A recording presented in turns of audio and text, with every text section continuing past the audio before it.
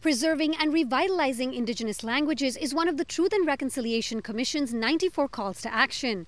Here at the Woodland Cultural Centre, their language department works tirelessly to revive and maintain First Nations languages that were nearly erased by European colonizers.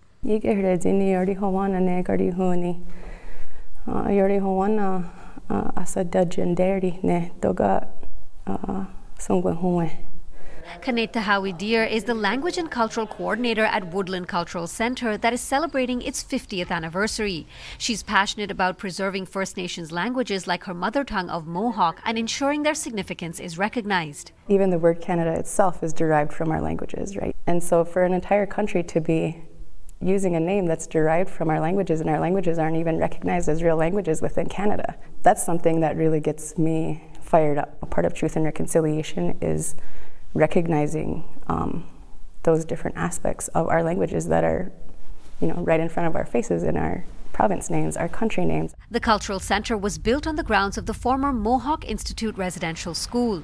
Executive Director Janice Montour says their mission is to ensure that Haudenosaunee people can speak their language and know their culture by providing workshops and translation services while developing resources like dictionaries and grammar books. If you don't know your language, you're missing a huge piece of your culture, right? Because it's so intrinsic to everyday life, and we've seen that through generational trauma caused by the residential school system and other colonial systems, is that when you cut off that access to language and being able to speak your language, it does cause problems with identity and even feeling that pride in oneself. Language Programming and Outreach Coordinator Jess Martin's grandfather was among the children taken away from their families to the Mohawk Institute, where they were punished for speaking their languages. He was forcefully brought here, and he was only here for 2 to 3 years before he ran away because of, everything that happened in the school. She says the programming offered by the Cultural Centre can be transformational. I think it can change the trajectory of a lot of our people's lives. Like we deal with so many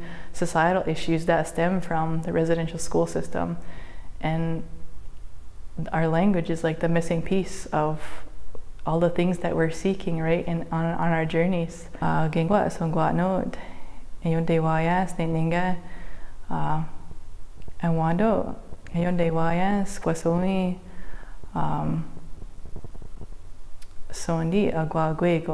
the Mohawk Institute is currently under construction, the centre's language department will resume programming there in the fall of 2024. I want those walls to hear our languages. I want them to hear our songs. I want them to hear our ceremonies. I want that in that space, because it was so not allowed for all these children, all these over 142 years. So the goal is that those walls are going to hear it every day. Dilshad Burman, City News.